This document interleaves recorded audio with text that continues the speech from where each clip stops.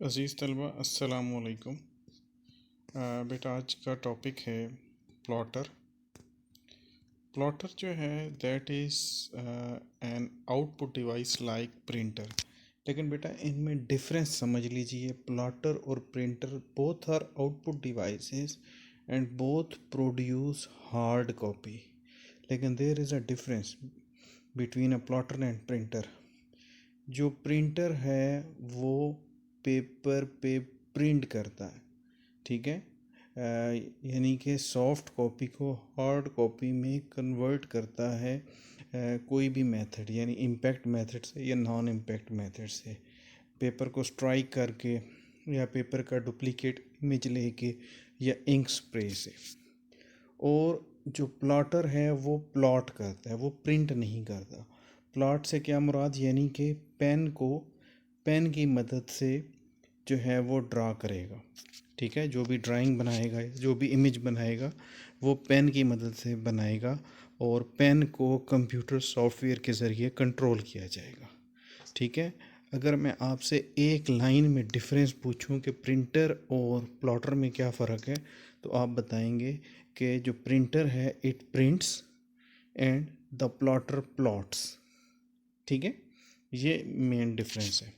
तो बेटा जो प्लॉटर की टाइप्स हैं वो दो मेन टाइप्स हैं, ठीक है। फ्लैट बेड प्लॉटर और drum plotter. Flat bed plotter क्या है? फ्लैट बेड प्लॉटर में जो है वो पेज एक टेबल पे, जिस तरह टेबल है या बेड की फॉर्म है, स्ट्रेट पेज को उस तरह से रख दिया जाता है, ठीक है।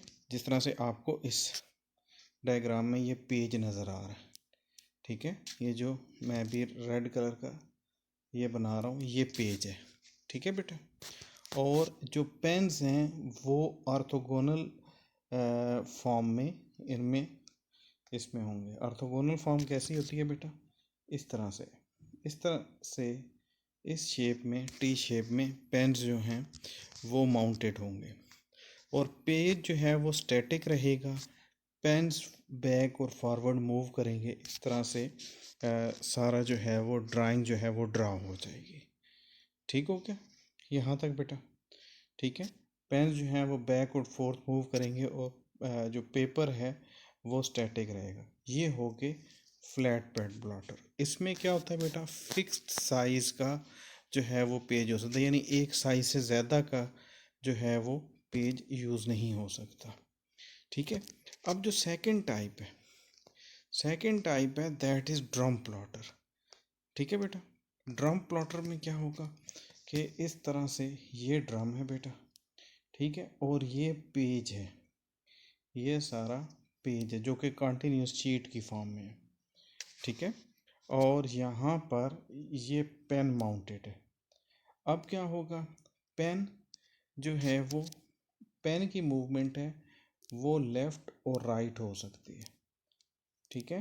पेन जो है वो लेफ़्ट और राइट मूव कर सकता है। और जो पेपर है वो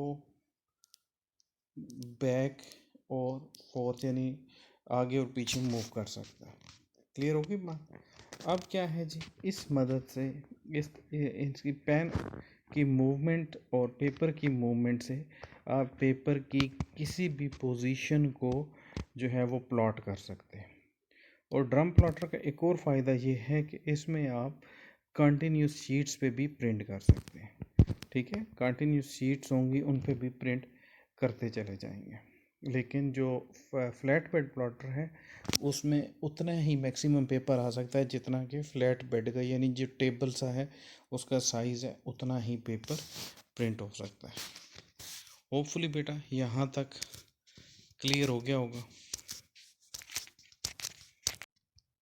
बेटा आज जो टॉपिक है that second topic is discuss basic units of data storage, ठीक है। उसमें सबसे पहले है bit. Bit stands for binary integer. Bit की जो वैल्यू है या ज़ीरो होगी या वन।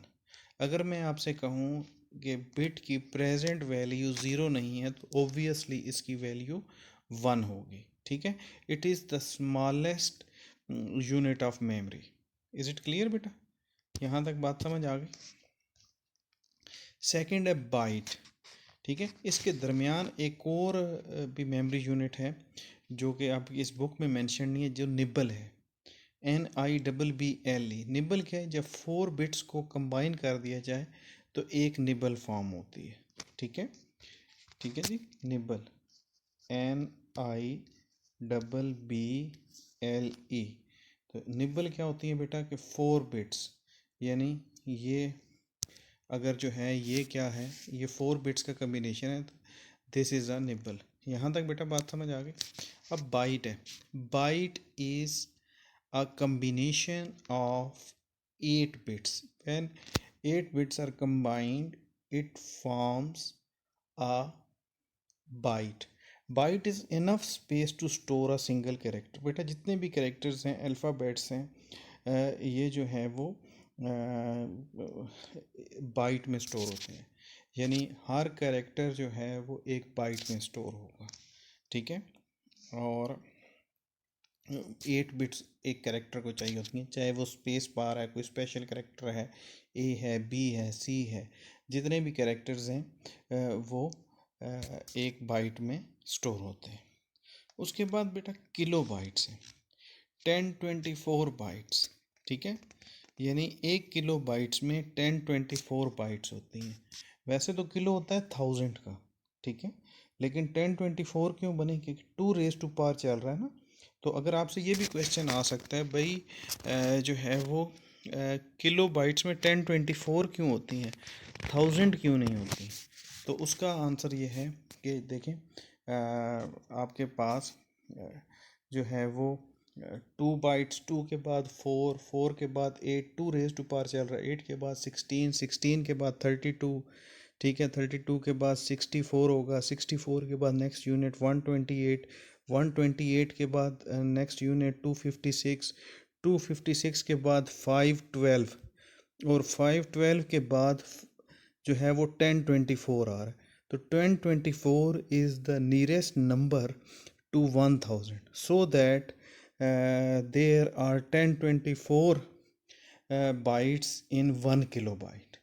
Is it clear? अब आपको समझ आ गई कि 2 रेज़ टू पावर की सीरीज़ चल रही है, इस वजह से जो है ये 1024 है, 1000 नहीं है।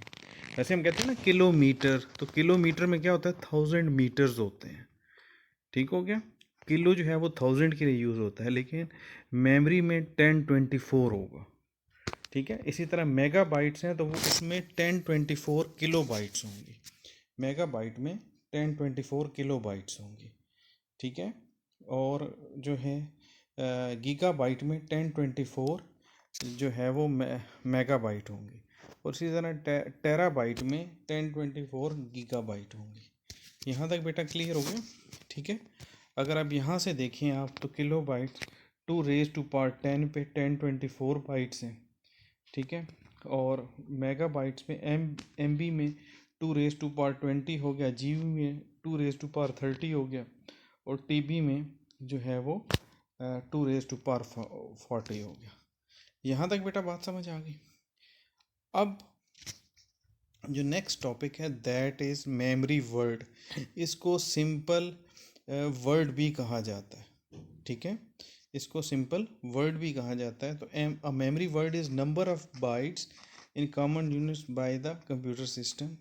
तो बेटा इसकी सिंपल डेफिनेशन में वर्ड की जो है मैं आपको एक सिंपल डेफिनेशन बता देता हूँ कि वर्ड क्या है। ठीक है, वर्ड बेटा है the number of bytes a microprocessor manipulate at a time is called a memory word। ठीक हो गया? अगर वो एक बाइट एक वक्त में जो है प्रोसेस कर रहा है तो इसको हम कहेंगे 1 बाइट का मेमोरी वर्ड है। 2 bytes at the same time process हो रही हैं तो 2 बाइट्स का वर्ड है। ठीक हो गया? ठीक है बेटा। तो देखो हर कंप्यूटर में अगर 8 बिट्स वो प्रोसेस कर रहा है, ठीक है, 8 बिट्स प्रोसेस कर रहा है तो इसका मतलब है वो 1 बाइट को प्रोसेस कर रहा है। 2 बाइट्स प्रोसेस कर रहा है, it means it is processing 16 bit. इसी तरह 32 बिट पे जो है वो सिंगल वर्ड कर रहा है, और डबल वर्ड हो गया जो है वो 64 बिट पे। ठीक है, जो शुरू के कंप्यूटर्स थे वो 8 बिट 1 बाइट का उनका वर्ड होता था।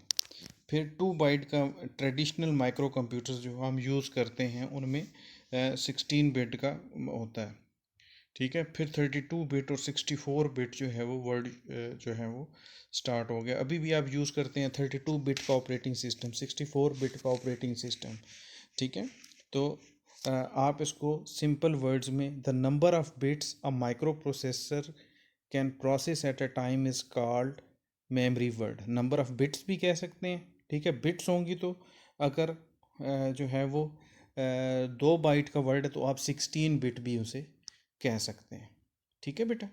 और अगर जो है आप उसे नंबर ऑफ बाइट्स कहते हैं, number of bytes that a micro processor can process at a time is called word. तो बाइट में क्या होता है, 8 बिट्स होती हैं।